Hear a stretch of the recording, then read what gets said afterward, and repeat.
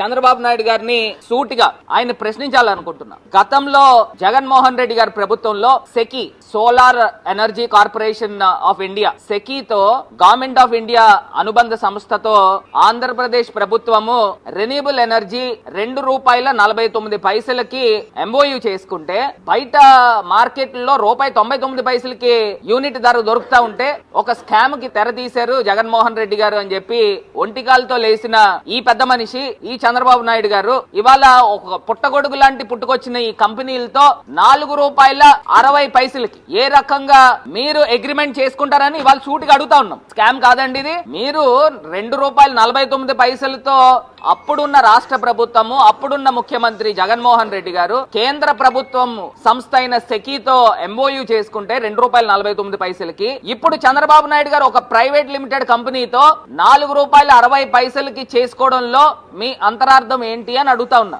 అంటే ప్రజల సొమ్ముతో మరి ఏ బేసిస్ లో వీరు చేస్తారనండి? అసలు బుద్ధున్నోడు ఎవడైనా చేస్తాడా? ఒకటే క్వశ్చన్. దీని దగ్గర మీకు సమాధానం ఉంటే మీరు మాట్లాడండి.